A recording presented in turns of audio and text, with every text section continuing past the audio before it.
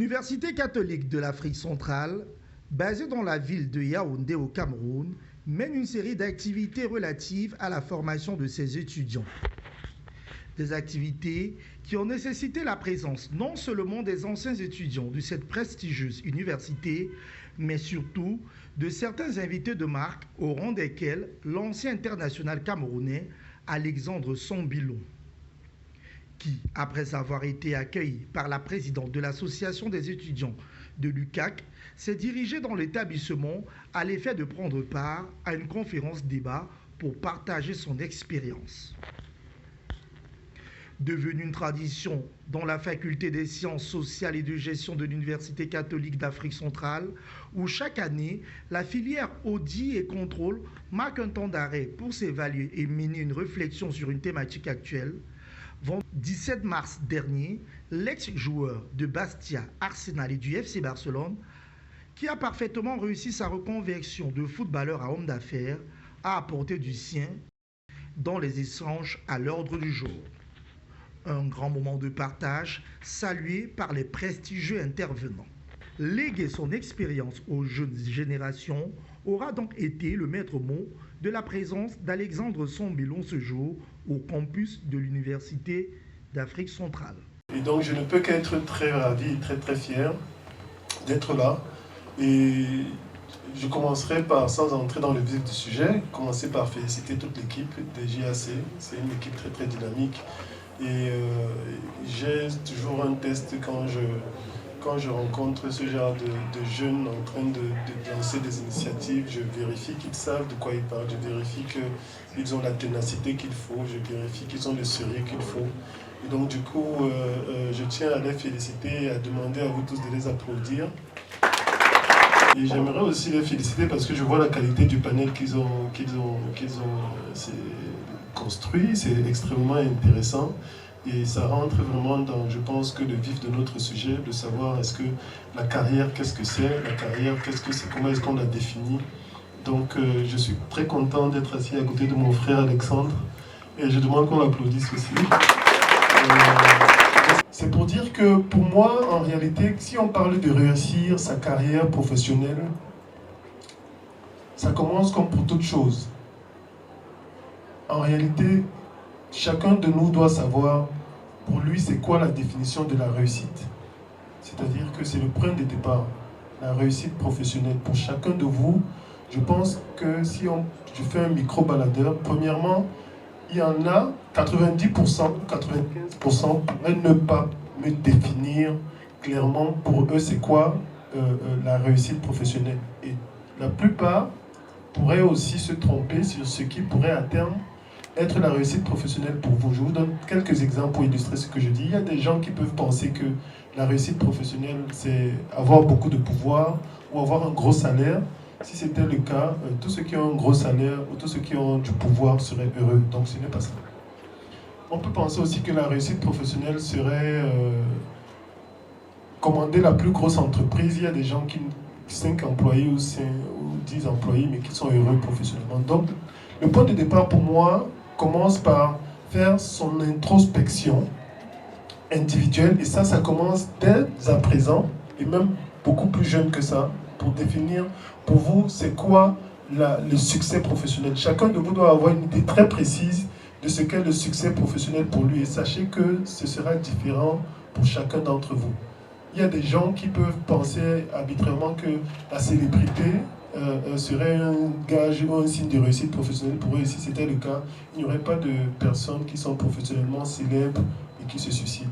Quand vous rentrez chez vous ce soir, prenez une bonne tasse de thé, éteignez tous vos téléphones, éteignez même la lumière, réfléchissez en vous-même et déterminez vraiment qu'est-ce que c'est que le succès pour vous, qu'est-ce que c'est que la réussite professionnelle pour vous, et mettez-y autant de détails possibles. C'est-à-dire que si pour vous c'est être un auditeur financier, si pour vous c'est être un saxophoniste, imaginez-vous très précisément dans une salle de concert en train de jouer un type de musique, en train de jouer devant un certain public. Camarade, où vous promotionnez en temps, en entreprise ou en cabinet, c'est que vous devez démontrer que vous avez envie.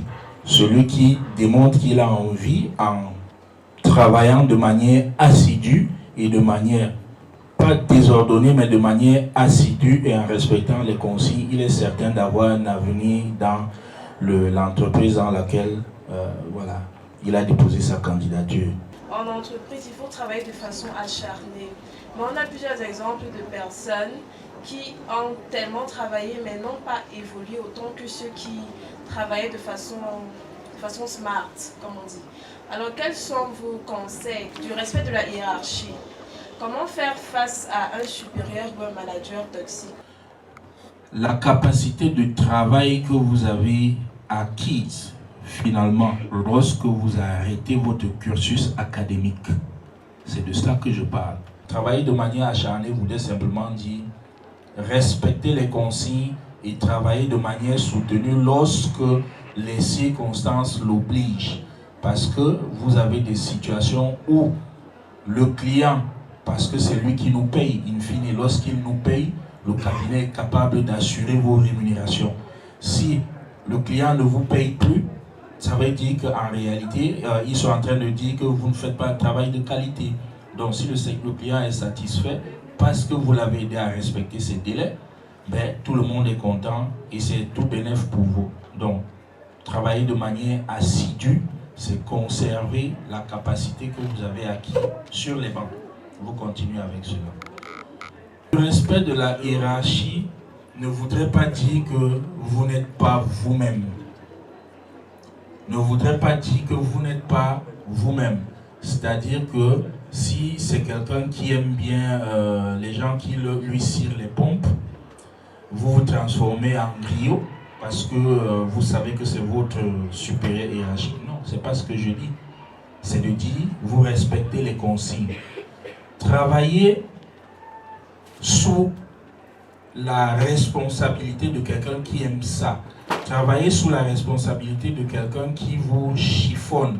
Ne voudrait pas dire que vous ne devez pas vous plaindre. Moi, j'avais une petite préoccupation lorsque il y a des professionnels qui essayaient de nous parler de leur parcours professionnel. La plupart, on a l'impression que c'était des parcours, je sais pas, assez parfaits. Les personnes ne nous parlaient pas des difficultés qu'elles ont rencontrées. Si elles ont eu, par exemple, des échecs professionnels ou si, à un moment de leur carrière, il est arrivé qu'elles stagnent. Déjà, la personne n'évolue pas.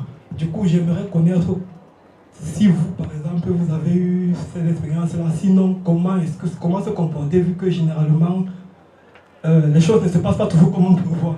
C'est-à-dire qu'on peut te prendre dans une entreprise, mais à un moment donné, les attentes de l'entreprise sont inférieures à celles que tu fournis. Il y en a, donc, ils sont aussi de plusieurs niveaux. Donc il y a les tout gros échecs, il y a les échecs mineurs, mais il y a une leçon à recevoir, c'est qu'il faut garder toujours une attitude positive. Je ne pouvais pas me retenir après 3 interpellations de retourner la monnaie à nos anciens étudiants qui sont aujourd'hui les responsables. Ça me va tout droit au cœur. C'est peut-être une forme de reconnaissance assez forte que je vis chaque année lorsqu'ils reviennent ici. Les étudiants qui sont dans la salle sont dans une filière où on a toujours pensé que c'est pas ça. Depuis l'année dernière, ça vient toujours du panel. On donne des ouvertures. Je crois que ce qui donne la force pour se déployer dans l'avenir, pour cette filière, c'est cette ouverture d'esprit. Pour moi d'être ici devant vous aujourd'hui. Bon, c'est vrai que nous, on n'a pas fait de longues études, mais je pense que à travers le football, j'ai vécu certaines choses aujourd'hui qui me permettent de pouvoir m'exprimer, de vous écouter, de pouvoir échanger avec vous. Comme je dis encore, c'est un honneur. Moi, déjà, je vais raconter un peu mon histoire vite fait. Je suis né d'une grande famille. Mon père, il avait 5 femmes. Ma mère était la dernière femme. Et mon père, il est décédé. J'avais 3 ans à l'époque. Je ne l'ai pas connu. Et malheureusement, quand je parle de ça, ça me monte un peu. Ma mère, ma famille, on a mis ma mère dehors. Elle avait à peine 20 ans, 25 ans. On l'a mise dehors avec 5 enfants. Elle se retrouvait dans la rue et elle était gardienne de la paix à l'époque, de la police. Et elle a bataillé. Après, on s'est retrouvé à Douala. C'était difficile parce que le papa n'était pas là. Les toilettes, je n'avais pas de toilettes pour faire des selles. Tout ça, on mettait un sac plastique. Et j'ai eu la chance que mon cousin Rigo, il m'a donné un billet d'avion pour aller en Europe. déjà dans des conditions difficiles où on ne croyait même pas que je devais partir. À 2 jours du vol, mon passeport était trouvé déchiré. On ne savait pas parce qu'on était deux, mon cousin et moi, qui devions partir ce jour-là. Et 2 jours avant le voyage, on regarde les passeports. Le mien, il est déchiqueté. Et j'ai une tante à moi qui a tout fait. Elle a tout fait. J'ai pu avoir le passeport un jour avant le vol. Et elle est partie à l'ambassade de France. Elle a gueulé, on a donné le visa. Donc ce qui fait que je me retrouve, j'arrive à Metz avec mon cousin. On arrive pour faire un essai, on arrive là-bas. Je fais un essai, je pars, je laisse mon cousin, moi je vais ailleurs. Et je fais l'essai. L'entraîneur me dit c'est bon. Je rentre le soir, je vois mon cousin, je dis ah, l'entraîneur m'a dit on va te garder, tout ça. Il me dit non, il faut qu'on rentre. Je dis comment ça? Je veux voir l'entraîneur, je dis à l'entraîneur, on dit qu'on doit rentrer. L'entraîneur me dit laisse-moi, je veux voir le directeur sportif. Pourquoi je vous dis ça? Le directeur sportif, Francis Dedadeo, je ne vais jamais l'oublier.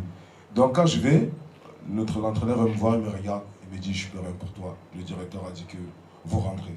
Je vous donne l'anecdote pourquoi. Parce qu'il y a 1 mois et demi, je suis parti à Metz avec mes garçons. J'ai 2 garçons aujourd'hui.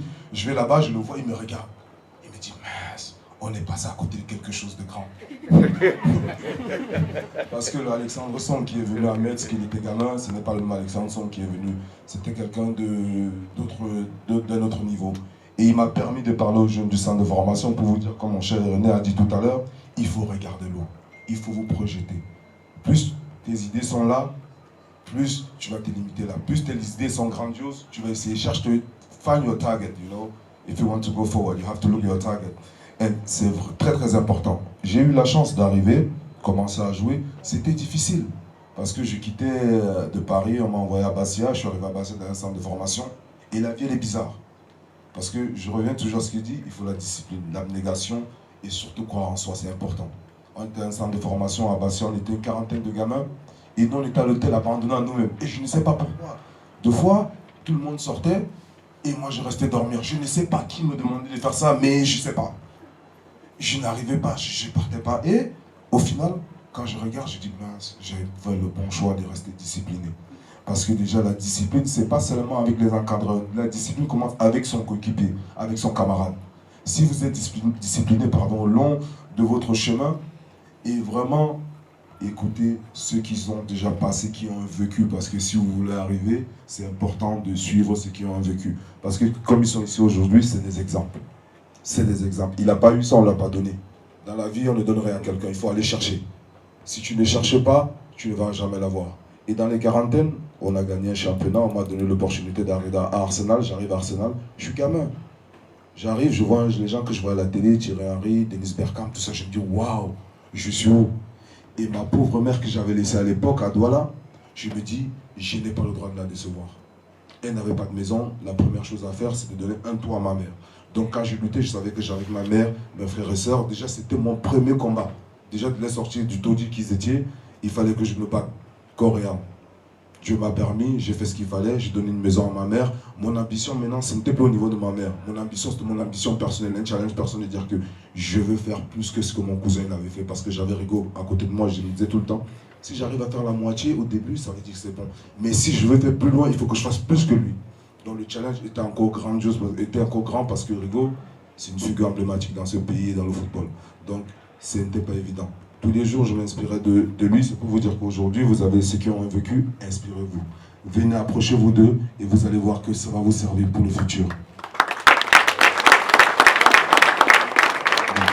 Quand j'ai eu tout ça, je me suis ressourcé moi-même. Et il a dit mon cher grand frère tout à l'heure, je me suis mis un jour dans la chambre, je me dis, parce que moi au quartier, on m'appelle Joe. Je dis, Joe, tu vas aller où? Tu sors des sauces, tu n'avais rien. Aujourd'hui, qu'est-ce que tu veux? Qu'est-ce que tu veux devenir? Tu t'arrêtes là où tu as donné un foyer à ta mère, donner de quelque chose à manger à tes frères et sœurs, ou tu vas aller plus loin? Et 40 minutes plus tard, je rallume, je me dis, Joe, c'est bon. Tu ne seras pas notre Joe, le Joe qu'on a connu des sauces. Non, tu vas être le Joe aujourd'hui que tout le monde va connaître. Et c'est de là où j'ai eu mon déclic. Je suis quitté de là, j'ai commencé à bosser comme un fou. Comme un fou. Abnégation, travail, concentration. C'est tout ce qui est de bon. Parce que dans la vie, on peut avoir des difficultés. Je vous raconte quelque chose. Je vais signer à Barcelone à l'époque. Et Barcelone, je quitte de Barcelone, je vais à West Ham. Je fais un bon championnat. Arrivé, on veut me signer un nouveau contrat. Je me dis, attends d'abord. Je vais au Cameroun, ici, je vais dans mon quartier, je joue, je me fais mal. J'arrive, on me dit non, ton contrat, on n'est pas sûr de ce contrat. Attends, montre-nous que tu peux jouer parce qu'on t'a opéré. Si tu peux rejouer, on va te donner le nouveau contrat. Au final, je joue, je commence à jouer. Quand ils voient que je suis bon, et je devais faire 15 matchs. Au 14e match, le 15e match n'est jamais venu. Jamais. Le 15e match n'est jamais arrivé. Je sors de là avec une déception parce que je me dis mince, je sors d'une blessure de 3 mois où j'étais handicapé, j'ai tout fait pour revenir au niveau. Et à ce niveau, ce jour-là, on jouait West Ham contre Man City. Je jouais contre Yaya Touré. Yaya Touré était, je me dis, voilà un duel pour moi aujourd'hui. Si je montre à tout ce monde qu'on gagne ce match et que je gagne la bataille contre Yaya, ça veut dire que j'ai gagné mon contrat. J'ai fini, je suis rentré sur le terrain, j'ai gagné le match, j'ai gagné la bataille, je suis sorti l'homme du match. Au final, ils ne m'ont pas donné le contrat. C'est pour dire que dans la vie, il y a des déceptions, mais ça ne m'a pas empêché de pouvoir continuer. J'ai bossé, j'ai dit, ok, c'est pas grave. Aujourd'hui, j'ai essayé des choses, ça n'a pas marché, mais demain, ça ne m'empêche pas. La vie est faite de déceptions et de réussites. Moi, mon plus important, comme j'ai dit dans la vie, ce n'est pas le football. Le football, là, Alexandre Songo va le connaître. Aujourd'hui, j'ai créé une entreprise de BTP. Quand je vois des jeunes garçons ou des familles que je nourris, je suis fier parce que je me dis, mince, je sors de là, je joue au football, mais ce n'est pas que le football, mon football a profité. J'ai fait une école, aujourd'hui, je vois des enfants qui vont à l'école, je me dis, mince, le gars là sort d'où? C'est des choses que, si on m'avait mis en arrière, là où je suis né, j'aurais jamais cru. J'aurais jamais cru au début, mais j'ai cru en moi. J'ai cru en moi, à personne d'autre. Parce que quand vous commencez, on vous dire, non, tu peux pas, tu vas jamais arriver, tu vas pas. Mais on arrive toujours. On arrive quand on veut. Comme il a dit, on peut te mettre des bâtons dans les roues, mais c'est pas un mal pour un bien. À un moment donné, c'est des leçons de la vie, on apprend. Tu apprends, tu te dis, ok, aujourd'hui on m'a cloué de l'autre côté, je veux sortir de l'autre côté. Il a si bien dit, mon grand frère, on l'a enlevé dans un poste, mais il ne savait pas que demain il va encore grandir. Et c'est pas fini. Parce qu'il est modeste, c'est quelqu'un de modeste, mais je vous dis que, soyez-en sûr qu'il va encore aller plus haut. Je peux vous dire que dans la vie, honnêtement, je ne veux pas être long parce que j'évite souvent de faire des longs discours, c'est pas fait pour moi. J'ai dit, croyez en vous, travail, abnégation, discipline et surtout le plus important, ceux qui sont autour de vous, donnez-leur le respect qu'ils méritent. À un moment donné, même si on est hors d'état de soi, de pouvoir se contrôler, sachez que ces personnes-là aussi, ils sont passés par vous, ils sont là pour votre bien et non contre vous. Parce qu'aujourd'hui, regardez, les enseignants sont là, ils sont là aujourd'hui, c'est une fierté pour eux. C'est une fierté, ça, on ne l'achète pas, on ne ramasse pas ça. Ça, c'est grâce au travail. Moi, je ne faisais que Ainsi, ma question est adressée à tous les panélistes. Est-ce que vous pensez avoir réellement atteint le succès? Est-ce que le succès, ce n'est pas une route sans fin? Et aussi, comment est-ce que vous comment est-ce que vous réussissez autant pour moi à gérer le stress et la pression face à la poursuite de votre succès? Vous savez, dans la vie, c'est simple. Moi, comme j'ai dit, je joue au football, le football m'a tout donné aujourd'hui. Quand je dis que je suis fier, mais à un moment donné, j'ai un peu pas d'amertume. Je dis j'ai des réserves parce que voir les jeunes aujourd'hui, des enfants, parce que ce sont mes enfants qui vont à l'école, je sais que l'avenir du Cameroun aujourd'hui, ça passe par l'éducation. Quand je dis je donne l'opportunité à pouvoir avoir les enfants à l'école, ça me rend heureux. Mais comme je dis, on n'est jamais satisfait parce qu'on veut toujours faire plus, on veut toujours beaucoup plus donner. Et c'est ça qui est le plus important. Quel est votre ressenti par rapport à cette initiative estudiantine? Non, je pense que l'initiative, elle était vraiment super parce que je dis c'est un panel qui est élargi, qui va aider les étudiants et je pense que c'est différent. C'est différent parce que chacun raconte son histoire, ses échecs et ce qu'il a pu traverser tout au long de son parcours pour arriver là. Et c'est bien pour la nouvelle génération de pouvoir aussi y participer, de pouvoir échanger comme ça. Ils vont voir les aléas pour le futur, comment ils vont pouvoir aborder leur parcours à eux-mêmes parce que chacun doit tracer son chemin et c'est important aujourd'hui de pouvoir suivre cela. Par rapport à ça, c'est un échange enrichissant et j'en suis sûr et convaincu que ça va aider beaucoup la jeunesse aujourd'hui de pouvoir se promouvoir pour le futur. Et vous-même, après votre intervention et les différentes interventions, qu'est-ce que vous avez pu capter de cet échange avec les étudiants? Non, beaucoup de choses. Je me suis édifié dans beaucoup de domaines. Comme je dis, moi, je suis dans le domaine sportif, il y a l'entrepreneuriat. Aujourd'hui, moi, je vais dire que je fais partie aussi de ça parce qu'aujourd'hui, j'ai Je me lance dans le BTP et aujourd'hui, comme je dis, il y a des jeunes qui veulent se lancer aussi dans beaucoup de domaines. Et grâce à cela, aujourd'hui, avec les échanges qu'on a eus aujourd'hui, ça va encore élargir ma panoplie, ça va étouffer encore mon bagage par rapport au futur. Et je suis content parce que là, on n'a même pas fini. J'ai appris certaines choses que je ne maîtrisais même pas par rapport à la gestion de beaucoup de choses. Et je dis aujourd'hui, c'est enrichissant pour moi et j'en suis sûr et j'en suis convaincu que mon panel va encore s'étouffer et que je serai un homme sorti, grandi de cette expérience aujourd'hui. Alors, la majorité des étudiants n'avaient pas conscience de votre histoire et vous entendre là, devant eux, nous pensons que c'est une véritable marque de confiance que vous leur faites. Alors, est-ce que dans l'avenir, nous aurons l'opportunité de vous revoir dans ce genre d'événement? Exactement, je dis bien c'est enrichissant quand on vient quelque part et que, comme je dis, le panel d'aujourd'hui est enrichissant avec les espérances de tout un chacun aujourd'hui aussi, à nous aussi de pouvoir aussi donner aussi à la jeunesse d'aujourd'hui. Et pour moi, c'est quelque chose de primordial. C'est un projet qui fait partir de moi et j'en suis fier, je suis ravi d'être là. Et s'il y a une prochaine fois, c'est avec plaisir, un moment de plaisir. J'aimerais venir davantage encore de pouvoir mieux élaborer certaines choses que je n'ai pas pu aujourd'hui parce qu'on avait aussi un problème de temps. Et j'espère qu'à l'avenir, on aura plus de temps de pouvoir se concorder, pouvoir faire encore mieux des choses pour pouvoir édifier tout ce beau monde-là. Okay. Alors, l'événement a été organisé par les journées OG et Contrôle et ils ont un slogan « Always be aware ». GAC. Always be aware. Avec Alexandre Son. 4-4-2 système. Tchakap toujours. Merci beaucoup. Vous êtes à côté de l'incontournable légende du milieu de terrain, M. Alexandre Son, qui vous a fait l'honneur d'être présent lors de votre journée OG et contrôle de gestion. Qu'est-ce que vous ressentez par rapport à cela? J'ai une grande joie parce que jusqu'à ce qu'il vienne, je ne croyais pas qu'il allait venir. Donc déjà, rien que sa présence nous met déjà heureux, nous fait oublier les petits soucis de placement et de problèmes qu'on a et nous rentre dans le cadre, nous fait comprendre qu'en fait le cadre de cette journée a été compris jusqu'à ses oreilles. Pour cela, il nous a permis d'être parmi nous. Donc, je suis très heureuse. Et ainsi, la joie de tous les étudiants, parce que lorsqu'on montait, tout le monde était terriblement content de voir Alexandre Son à l'Université catholique d'Afrique centrale. Donc, je suis très heureuse et je porte la joie ainsi de tous les étudiants qui l'accompagnent. Okay. Et au nom des étudiants que vous représentez, qu'est-ce que vous pouvez dire à Alexandre? Qu'est-ce que vous pouvez lui demander pour vous, étudiants? Déjà, je pourrais dire un grand merci. Parce que c'est un honneur pour nous de compter parmi nos invités et lui demander encore, parce que ce carrefour métier, cette histoire qu'il nous a racontée, on ne la connaissait pas. Ça nous a profondément touchés.